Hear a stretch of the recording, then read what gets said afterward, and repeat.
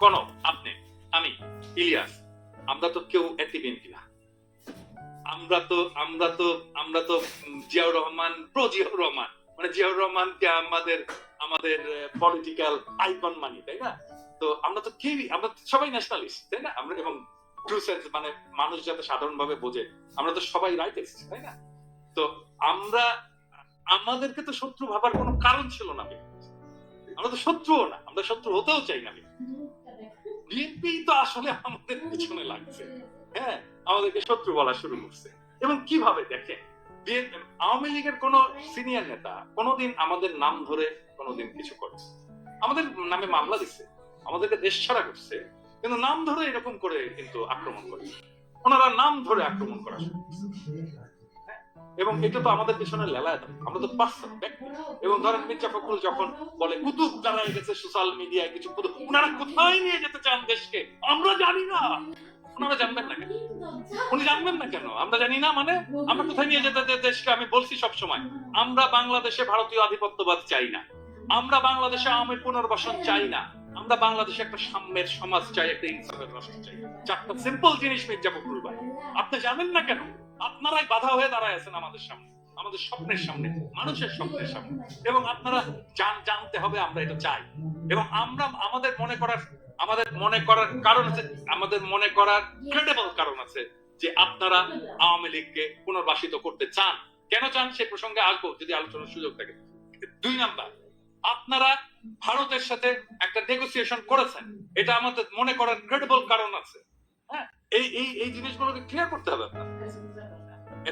আপনারা যে আলাপ করেন, আপনারা সবার সাথে আলাপ করেন, অমুক রাজনৈতিক দলের সাথে আলাপ করেন, তমুক রাজনৈতিক দলের সাথে, সুশীল সমাজের সাথে আলাপ করেন, কেন আমাদের সাথে আলাপ করতে পারেন না? কেন পিনাকি, ইলিয়াস, কনক সারোয়ারের সাথে কথা বলতে পারেন না? আপনারা মিটিং করতে পারেন না? দরকার আছে না? মানে আমরা পিপলস ভয়েস রিপ্রেজেন্ট করি না? আমাদের সাথে কথা বলেন না কেন? মানে আপনারা 31 দফা দিলেন, ধরেন 31 দফা দিলেন, 31 দফা তো এটা আপনার দলের দফা। তো আমরা তো সেই সময় তো আপনাদের সাথে এলাই ছিলাম, তো আপনি একসাথে লড়াই করতেছি, আন্দোলন করতেছি, আমাদেরকে দেখাইছেন। আমি তো ডাক্তার, আমাকে তো দেখাইতে পারতেন যে ভাই চিকিৎসা সংক্রান্ত যে জিনিসটা আছে দাদা একটু দেখেন তো এটা ঠিক আছে কিনা, দেখাইতে পারতেন। তাইলে তো আমাদের পার্টিসিপেশন থাকতো, আমরা ওন করতাম আপনার 31 দফা। কনক স্যার আপনি ওন করতেন, ইলিয়াস তুমি ওন করতাম, তো আমাদেরকে ওন করার সুযোগ দিলেন না। আমি একই জিনিস বলবো, আমি একই জিনিস বলবো জামাতকেও, মানে তারা ইন্ডিভিজুয়ালি ফোন করে। আমি শিওর যে জামাতের, আমি তো খুবই মাইডিয়াল লোক এবং সবাইকে ফোন করে, আমাকে ফোন করে, কিন্তু এটা তো ফোন করে উনি বলেন যে আপনার শরীর কেমন আছে দাদা, বাসায় সবাই ভালো আছে। আমি তো শফিক ভাইয়ের কাছ থেকে শুনতে চাই না, আমি শুনতে চাই পলিটিক্স, রিয়েল পলিটিক্স শুনতে চাই। হ্যাঁ, ব্যক্তিগত সম্পর্ক আপনার সাথে থাকবে, মানে আমরা যখন রাজনীতি থেকে বিদায় নেবো, অ্যাক্টিভিজম থেকে বিদায় নেবো, তখনও থাকবে আপনাদের সাথে, সেটা অসুবিধা নেই। আমি শুনতে চাই পলিটিক্স, আপনার প্রোগ্রাম, আপনি নির্বাচনে কি মেসেজ নিয়ে যাবেন, আগামীতে আপনি ভারতের সাথে কিরকম সম্পর্ক রাখবেন, হ্যাঁ, আপনি আমেরিকার সাথে কিরকম সম্পর্ক রাখবেন, চীনের সাথে কিরকম সম্পর্ক রাখবেন, রাষ্ট্রটাকে কিভাবে করবেন, সংবিধানে কি কি পরিবর্তন আনবেন, মানুষের জীবনে কিভাবে, এই বাংলাদেশে যেভাবে হাসিনা যেভাবে ইসলামোফোবিয়ার চাষ করছে এটা কিভাবে ফাইট করবেন, আন্তর্জাতিক ক্ষেত্রে আপনি ফিলিস্তিনের প্রশ্নে কি স্ট্যান্ড নেবেন, আমি তো জানতে চাই। হ্যাঁ, এই জিনিসগুলো তো জানতে চাই। এই জিনিসগুলো আমাদের সাথে কথা বলার কথা। আমার তো ভাই বাংলাদেশে আমার তো কোনো ফাইন্যান্সিয়াল ইন্টারেস্ট নাই, আমার কোনো ব্যবসাপাতি নাই, আমার চাকরি বাকরি নাই, তাই না? ওইখানে তো আমাদের সকলের তাই না, আমাদের চাওয়া তো একটাই, বাংলাদেশের মানুষ ভালো থাকুক, দেশটা ভালো থাকুক, দেশটা প্রোটেক্টেড থাকুক, দেশের স্বাধীনতা সার্বভৌমত্ব প্রোটেক্টেড, এটা আমরা চাই। এইটার জন্য আমাদের সাথে অসুবিধা হচ্ছে না। আমি বলি, আমি ইলিয়াস আমাকে ওর দুঃখের কথা বলতেছিল যে ওর কত কত কত টাকা ওর ধার এবং ওর পিছনে কিভাবে ইয়ে গুলা, মানে কনক আমি তো এখানে রিফিউজি হয়ে ঢুকছি। হ্যাঁ, আমার এখানে মাসে আমাকে রিফিউজি ভাতা দিত 380 ইউরো, 380 ইউরো, এবং 380 ইউরোতে তো ইউরোপে তো খাওয়া দাওয়া হয় না, হ্যাঁ, খাওয়া যায়, খাবারের ইয়ে হয়। তো আমাকে ইয়ে করতে হতো যে আমি কিভাবে 380 ইউরোর মধ্যে খাবার আছে, খাবার ছাড়াও তো আরো কিছু চুল কাটতে হয়, তাই না, আমাকে জামা কাপড় কিনতে হয়, এই জিনিসগুলো তো আছে। তো এই সমস্ত বাদ দিয়ে আমি চেষ্টা করতাম যে 200-250 ইউরোর মধ্যে যেন আমি কিনতে, সেটাও কিন্তু সম্ভব হতো। এবং আমি কি করতাম জানেন, আমি এই যে আমি যে সবাই জানি যে ডিপার্টমেন্টাল স্টোর গুলো, সুপার মার্কেটে নেয়ার এক্সপায়ারি প্রোডাক্ট গুলো খুব কম দামে রাখে আর কি। কম দামে মাংস টাংস সবজি ইত্যাদি রেখে দেয়, একটা স্পেস আছে যেখানে নেয়ার এক্সপায়ারি জিনিস রাখে খুব অল্প দামে। আমি ওই জিনিসগুলো কিনে খাইছি, আমি রিফিউজি লাইফ। হ্যাঁ, কেউ কোনোদিন জিজ্ঞেস করেনি যে আপনি কিভাবে আছেন, আপনি কিভাবে চলেন, আপনি কিভাবে পান, আপনার আপনি আপনি আপনি আপনি আপনি খাওয়া দাওয়া কিভাবে, আপনি কি খাইছেন আজকে। না, তখন তো দাদা ওনাদের ওই ইনকামটা ছিল না। এখন যে ইনকামটা হয়েছে, যে বলেছেন যে আপনাদের প্রয়োজন হলে চাঁদা তুলে আপনাদেরকে দিবেন, এটা তো ছিল না তখন ওনাদের। আমাদেরকে চাঁদা তোলার যদি ওনার সামর্থ্য থাকে, চাঁদা তুলে শহীদ পরিবারগুলোকে দিক, এখনো তো দিতে হয় আমাকে দিতে হয়। আমি তো কয়েকটি শহীদ পরিবারের দায়িত্ব আসলে কোন চাঁদাটা আমি বুঝতে পারিনি। এটা কি এমনিতেই মানে মানুষের কাছে চেয়ে, নাকি যে চাঁদা নিয়ে মানুষ এখন কথা বলছে বিভিন্ন টেম্পো স্ট্যান্ড কি বলে এগুলো, ওই চাঁদা কিনা? এটা আমাদের জানা না। উনি তো মির্জা আব্বাস তো প্রথম থেকে চাঁদা। ওনার যে সম্পদ, আজকে তো ভিডিও করছে, আমি জানি না দেখছো কিনা, ওনার যে হিস্ট্রি, ওনাকে দেখাতে হবে উনি কিভাবে ব্যাংকের মালিক হয়েছে। এই জন্য না উনি আমাদের বিরুদ্ধে বলছেন। এটা প্রত্যেককেই দেখাতে হবে। মানে নির্বাচন আসুক, প্রত্যেকে নির্বাচনের যারা prominent candidate, respective of Jamaat, BNP, যে দলই হোক না কেন, সেই দলের, এমনকি এনসিপি, ছাত্রদের দল, প্রত্যেককে দেখাতে হবে যে তুমি যে নির্বাচনের খরচটা করছো, তোমার যে সম্পদ, এই সম্পদের উৎসটা কোথায়, দেখাতে হবে। আমার অ্যালার্জিতে খুব সমস্যা হচ্ছে, খুব শর্টে বলে শেষ করি। সেটা হচ্ছে যে ধরেন আমি কথাগুলি কখনো বলি নাই, আজকে যেহেতু তিনজন আছে তো তিনজনকে নিয়ে কথাগুলো বলি। ধরেন পিনাকিদা যে কথাটা বললো যে আমরা বিএনপির শত্রু না, আমরা জিয়াউর রহমানের যে আদর্শকে আমরা পছন্দ করি এবং সেই অনুযায়ী বাংলাদেশের রাজনীতি পরিচালিত হোক, সেটা আমরা চাই।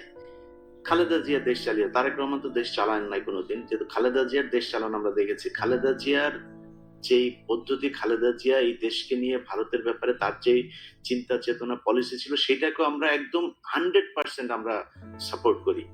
তো বিএনপির সাথে এখন আমাদের হঠাৎ করে সমস্যাটা হয়ে গেল কেন? ধরেন আমার কথা যদি আমি বলি, আমি এই 5 তারিখের পর থেকে আজ পর্যন্ত আমার কাছে মানে অনেক ভাবে জানেন এই বিষয়গুলো, ওনার কাছেও আসে, আপনার কাছে তো, আপনি তো পিনাকিদা তো অলরেডি মানে বলেই যাচ্ছেন। বিভিন্ন জায়গা থেকে অভিযোগ একটাই, যারা আওয়ামী লীগের লোকজনের সাথে মিলেমিশে থাকতো তারা এখন উপরে, তারা এখন ওই চাঁদাবাজি গুলো করছে, তারাই সবকিছু দখল নিয়ে তাদের মতো করে চালাচ্ছে। সব জায়গায় একই অবস্থা। বিশ্বাস করেন বিএনপির ভাইয়েরা, আমার কাছে যত জেলার যত আসনের খবর আমার কাছে এসছে, আমি যদি একটা একটা করে খালি আমার আসনের কথা বলি, আমার চুয়াডাঙ্গারই যে অবস্থা, সেটা নিয়ে আমার সবকিছু করা শেষ, নিউজ বানানো শেষ, খালি দিচ্ছি না আপনাদের জন্য। কেন জানেন? কারণ আমরা যদি এখন বিএনপি কেই করি, ধরেন বিএনপি চাঁদাবাজি নিয়ে কথা হচ্ছে, আপনি অস্বীকার করতে পারবেন? আমরা বলি না, আমার চ্যানেলে আমি মনে হয় না আমি কেউ কোনোদিন শুনেছেন আমার মুখ থেকে আমি বলেছি যে বিএনপি চাঁদাবাজি করছে, কিন্তু করছে না। আপনি নিজে চিন্তা করেন না, আজকে দেশের যে অবস্থা, ডক্টর মোহাম্মদ ইউনূস থাকবে না, একটা নির্বাচন দিবে, আপনাদের একটা শক্তিশালী একটা অপোজিশন আছে, আপনাদের সেই কম্পিটিটররা এত শক্তিশালী যে সোশ্যাল মিডিয়াতে যদি আপনি আজকে জামাত ইসলামের একটা পোস্ট করেন, বিএনপির একটা পোস্ট করেন, আমি মানে মিথ্যা কথা বলছি না, আমি একদম সত্য, আপনারা দেখেন সোশ্যাল মিডিয়াতে সব জায়গাতে দেখে বিএনপির লোকজন ওইখানে হারে। হয়তো হইতে পারে যে শিবিরের লোকজন বোধহয় বেশি এই অ্যাক্টিভ সোশ্যাল মিডিয়াতে, হইতে পারে, এটা একটা কারণ। কিন্তু আপনার মাঠের কথা তো চিন্তা করতে হবে, একটা অপোজিশন তো আছে। এরকম তো না যে শেখ হাসিনার মতো 2014, 18, 24 নির্বাচনের মতো আপনি নির্বাচন করবেন, সেটা তো সম্ভব না। আপনাকে তো ফাইট করতে হবে। যদি ফাইট করতে চান, যেই এলাকায় গিয়ে আপনি ভোটটা চাবেন, ওই বাজারটাই যে একটু শোনেন তো মানুষের কাছে যে কারা চাঁদাবাজি করছে। আপনি ধরলাম আপনি, আপনার দল খুব ভালো, কোনো সমস্যা নেই, আপনার দলের নাম ভাঙাচ্ছে তো। তারেক রহমান লন্ডনে বসে থেকে তারপরে তার কাছে যেটারই খবর আসে সে ওটাকে বহিষ্কার করে। ইলিয়াস, আমি একটু যোগ করি, আপনার দেশে থেকে কি করেন? ইলিয়াস, আমি একটু যোগ করি। গত 8 মাসে প্রায় 1700 নেতাকে বহিষ্কার করেছে বিএনপি। বিভিন্ন জায়গা থেকে অভিযোগ আছে যে ভাই অনেকেই করছে যাদের কোনো পদ নাই, যাদেরকে বহিষ্কারের কোনো সুযোগ নেই, এবং তারা আওয়ামী লীগ করতো, তারা আগে আওয়ামী লীগের সাথে ছিল। সেই মানুষগুলোকে ই করছেন। এখন এই যে জিনিসগুলো হচ্ছে, এটা তো আপনার দলের সমস্যা হচ্ছে। আমরা তো চাই যে বিএনপি ক্ষমতায় আসুক, কারণ হচ্ছে বাংলাদেশের ভারতের ব্যাপারে বিএনপির যে অবস্থান, আমাদের অবস্থান সেম। আমরা তো চাই আপনারা আসেন, কিন্তু আপনারা যদি নাকি দেশের ভেতরে আপনাদের এই ইমেজ তৈরি করেন, তাহলে তো আপনাদের সমস্যা হবে। আপনাদের সমস্যা হলে আমাদের সমস্যা হবে। যে যেইভাবেই বলেন, ডক্টর ইউনূসের অনেক বিষয়ে আমার এই মন্ত্রিসভা, ওনার যে উপদেষ্টা পরিষদ, আমি ফারুকি, তারপরে হচ্ছে গিয়ে আসিফ নজরুল, এদের কিনা আমার একদম চরম আপত্তি আছে। আমাদের অনেকে, সারা দেশের মানুষের আছে আপত্তি। আমরা ওইখানে তাদের নিয়ে সমালোচনা করি, কিন্তু দেখেন এই যে আজকে যে আলোচনা, এই আলোচনার ভিতরে আমরা ডক্টর মোহাম্মদ ইউনূসের ব্যাপারে একটা বাজে কথা বলেছি। তার যে আমরা ফেসবুকে পোস্ট করেছে, চীনে গিয়ে তার যে সফলতা, থাইল্যান্ডে গিয়ে তার যে সফলতা, দেশে যে সফলতা দেখাচ্ছেন, রিজার্ভ নিয়ে, ঈদ নিয়ে, মনে হয় আজকে জীবনের প্রথম পুলিশ নিয়ে ভালো একটা রিপোর্ট করেছে। আমি আমার কালকে আমার এখানে পোস্ট করেছি। কেন করলাম? এই সরকারকে আমরা চাই হাসিনা ছাড়া একটা অবস্থা বাংলাদেশে বিরাজ করুক।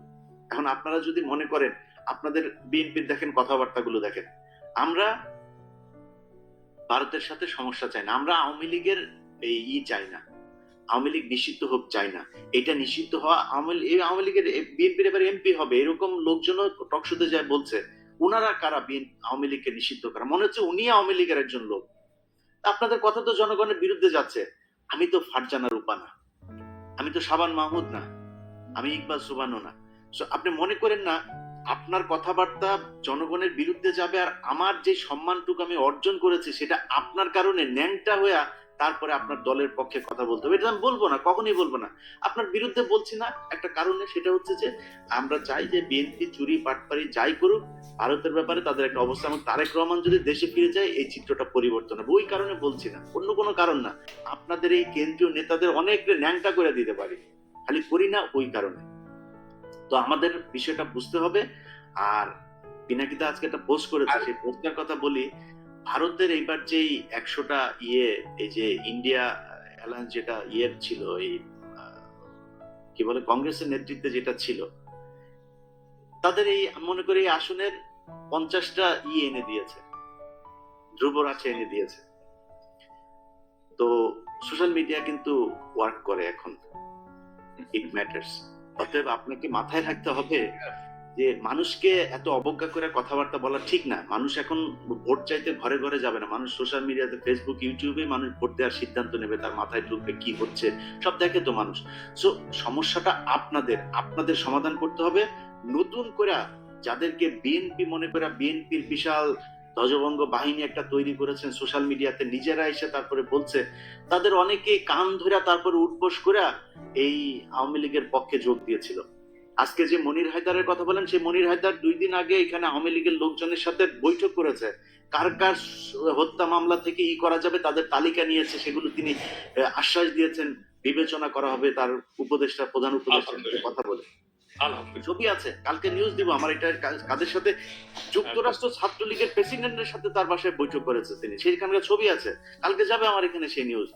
এটা করছেন আপনি। শাহেদ আলম, সেই শাহেদ আলমকে কার লোক আমরা চিনি না, তারা এখন আপনাদের লোক, তারা এখন নাকি তারা বিএনপির পক্ষ নিয়ে কথা বলে। অথচ তারেক এই শাহেদ আলম কয়েকদিন আগে বলেছে তারেক রহমানকে সে চিনে না। কি যেন এই মনির হায়দার আর শাহেদ আলম দুইজন পাশাপাশি চেয়ারে বসে টকশো করেছে, যে কি যেন লন্ডনে কে যেন একজন আছেন, কে যেন একজন আছে সাধারণ সম্পাদক, তারা আজকে বিএনপির লোক ভাই, আর আমরা হচ্ছে বিএনপি বিরোধী লোক। আরে ভাই, আপনি আমাদের ধাক্কাইলে তো মির্জা ফখরুল তো বিএনপি না, মির্জা ফখরুল নিজে আওয়ামী লীগের। মির্জা ফখরুল আমার ধাক্কাইলে কি আমি জিয়াউর রহমানকে অবজ্ঞা করে কথা বলবো? আমি খালেদা জিয়াকে অবজ্ঞা করে, তারেক রহমানকে অবজ্ঞা করে কথা বলবো? আপনি এত বলদ পেয়েছেন, কথা বলবো না, সমস্যা নাই, কিন্তু ধাক্কায় একদিকে পাঠান কেন রে ভাই? আমি জীবনে কোনদিন আওয়ামী লীগ করবো না। আপনি যত কিছুই করেন, আনলেস আপনি ইন্ডিয়ার পক্ষে কোনো অবস্থান নিচ্ছেন, আপনার বিরুদ্ধে আমি কখনোই যাব না। চুরি, আমি এই 5 বছর আগেও বলেছি, আজকেও বলছি, 5 বছর পরেও বলবো। চুরি বিএনপির আজকে অনেক জায়গায়, ধরেন কিছু প্র্যাকটিক্যাল কথাবার্তা বলি, ধরেন একটা হাটের ইজারা আওয়ামী লীগের নেতাদের হাতে ছিল, আওয়ামী লীগ পলাতক, এখন এই হাটটা তো চলতে হবে। হাট তো আর ডক্টর ইউনূস যা চালাবে না, স্বরাষ্ট্রমন্ত্রী চালায় না, বাণিজ্য মন্ত্রী চালায় না, তো হাটটা চালাবে কারা? এখন ইজারা যে নিয়েছিল সে পলাতক, আর বিএনপির লোকজন যা ওইখানে ওইটা দখলে নিয়েছে, তারা কি এখন ওইটার করে? এখন আপনার এগুলিরও চাঁদাবাজি হিসাবে মিডিয়াতে প্রচার করা হচ্ছে। এখন কেন প্রচার করা হচ্ছে? এর কারণ হচ্ছে কনক ভাই শুরুতে একটা কথা বলেছেন যে মিডিয়া সেইভাবে প্রচার করছে না। আপনি তো মিডিয়ায় সব জায়গায় তার লোক বসায় রেখেছেন, সে করবে কেন? সে তো বলে না, তার কাজ ছিল হাসিনার যখন কিনা বাথরুমের চিপায় বসে ওই যে সুনাকের সাথে ইয়ের মধ্যে সোফার চিপার মধ্যে বসে একটা ছবি দিল, সারা দেশের অনেক বাবা বিরাট আকার, বাইডেন একটা সেলফি তুললো, সেটা নিয়ে কি মার্কেটিং করলেন, এখন করেন না কেন? করে নিয়ে ইউনুসে নিয়ে মানে চীন যে যে মানে সম্মান দিয়েছে, এটা যদি হাসিনারে দিত আর কি করতেন আপনারা? তো সেটা করে না কেন? করে না কারণ কি? কারণ কি ওই জায়গাগুলোতে এখনো তাদের লোক বসানো। ভাই ওইটা ঠিক করেন, ওগুলি যদি ঠিক করেন, পিনাকি, ইলিয়াস, কনক সরোয়ার এদের কাছে আসতে হবে না মানুষকে। আপনি যখন দেখবেন যে সোশ্যাল মিডিয়ার আমাদের 5 মিলিয়ন সাবস্ক্রাইবার কেন, কিসের জন্য? মানুষ দেখছে কেন আমাদের ভিডিও? কিছু আছে নিশ্চয়ই। আপনি মানুষের যদি আমি গলা টিপে, অনেক মানুষ আছে, আমি নাম মার আজকে ধরলাম না, এই যে মির্জা ফখরুলের ঘর জামাই ফাহাম আব্দুল সালাম থেকে শুরু করে বহুত আছে। আমারটা আমি বলছি, আমার বক্তব্য পিনাকিদা বা কনক সরোয়ারের না, আমারটা আমি বলছি যে এই অনেক গজানো লোকজন আছে, তাদেরকে এখন সম্মান করে চলতে হবে। কেন মানুষ আমার কথা শুনে, কেন কনক সরোয়ারের কথা শুনে, কেন পিনাকি ভট্টাচার্যের কথা শুনে, এটা তাদের সমস্যা। আর ভাই কেন আপনারটা শোনেন না, সেটা আপনার সমস্যা। আপনি চিন্তা করেন আপনি কি বলবেন, কি বলা উচিত, কেমনে চলা উচিত। শোনে না কেন, আমারটা শোনে কেন, সেইটাও বাংলাদেশের মানুষ হলো গন্ড মূর্খ, বুঝে না। পিনাকি, ইলিয়াস, কনক সরোয়ার এরা হচ্ছে পীর সাহেব। তাই এখন এদেরকে আপনি বুঝাবেন কেমন? এটা নিয়েও সত্য। সকালবেলা ঘুম থেকে ওইটা দেখি, ওই লন্ডনের একজন পোস্ট করে বসে আছে যে আমারে নিয়ে আমি আপনার কনক ভাইয়ের নাম নাই, আমার আপনার নাম আছে, আমরা হইলাম গিয়া নাকি কি করছে। কয়দিন আগেও সে ফোন করলো, কি সুন্দর মিষ্টি মিষ্টি কথা। এখন ফোন করে, ধরেন 2বার ফোন করে, 3বার ফোন করার পরে হয়তো ধরতে পারি না, একবার ফোন করে, ভাই ফোন ধরবো কয়টা, সময় পাই না তো। এটা আপনারা বুঝেন যে আপনাদের কাছে কি পরিমাণে ফোন আসে। এখন আমার কাছে ধরেন একজন উপদেষ্টা আমার সাথে কথা বলছে, এখন একজন পুলিশের একজন ডিসি আমাকে ফোন করলো, আমি কাটটা কেটে কাটটাই, দুজনই তো গুরুত্বপূর্ণ।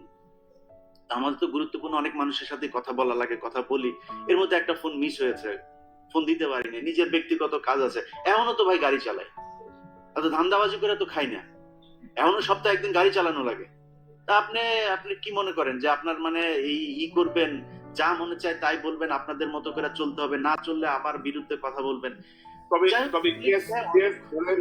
আমরা শেখ হাসিনার চোখ রাঙানিতে পাত্তা দিইনি, 2 পয়সা তোয়াক্কাও করিনি। শেখ হাসিনার মতো একটা ফ্যাসিস্ট বর্বর শাসক, শেখ হাসিনা না, শেখ হাসিনা এবং মোদী উভয়ের চোখ রাঙায়নি, যে চক্র পাত্তা দিইনি। তো এখন এই নতুন নতুন নব্য বিএনপির নেতারা যারা ক্ষমতা যাওয়ার স্বপ্ন দেখছে, তাদের চোখ রাঙানি আমরা তর্কা করবো, এটা ভাবে কি করে, এটাই তো বুঝি না।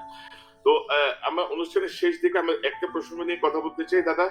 ডক্টর ইউনূসের যে ক্যারিসমেটিক নেতৃত্ব, সেটা কিন্তু পরবর্তী যে রাজনৈতিক নেতৃত্ব বাংলাদেশের রাষ্ট্র ক্ষমতা আসবে, তাদের কাজকে ক্রমশ কঠিন করে দিচ্ছে। মানে গুড গভর্নেন্স বলতে যা বোঝায়, একজন শাসকের যা করা উচিত, সেই জায়গাটায় আমার মনে হয় যেন সবাই শঙ্কিত। এবং আমি একবার বলছিলাম, বুকে পাথর চাপা দিয়ে অনেকের বুকের সে পাথর এখন পাথর এবার পাহাড় হয়ে গেছে, পাহাড়ের পাথর। তো এগুলো কিন্তু কঠিন করে দিচ্ছেন, উনি কিন্তু সবকিছু কঠিন করে দিচ্ছেন। আপনি দেখেন যে একটা পাজামা পাঞ্জাবি, একটা স্নিকার্স আর একটা কোটি লাগাই উনি পুরো দুনিয়া মাথায় বেড়াচ্ছেন, এবং কোনো কিছুই নাই। দেখেন তার মধ্যে কিন্তু ওরকম কোনো এক্সপোজারও নাই। এই বিষয়গুলো কিন্তু মানুষকে খুব টাচ করছে এবং ক্রমশ কঠিন করে তুলছে পরবর্তী রাজনীতিবিদদের। তো আমরা এদের জন্য আপনার কোনো বক্তব্য আছে কিনা? পাশাপাশি ডক্টর ইউনূস কিন্তু তার এই কৃতিত্বের একটা জায়গায় কিন্তু ক্ষতিগ্রস্ত করছেন তার এই উপদেষ্টা পরিষদকে। মানে মানে কমপক্ষে 15 জনকে তার আরো 6 মাস আগে কাঠ ধরে বের করে দেওয়া উচিত ছিল, মানে ফর ইনক্যাপাবিলিটি অর ইনএফিসিয়েন্সি অর সবকিছু মিলায়। এই জায়গাটায় ডক্টর ইউনূস সাহেব কেন দেখছেন না, বা দেখেও তিনি কেন মেনে নিচ্ছেন? খুব সংক্ষেপে আপনার কাছ থেকে শুনে তারপর ইলিয়াসের বক্তব্য শুনবো।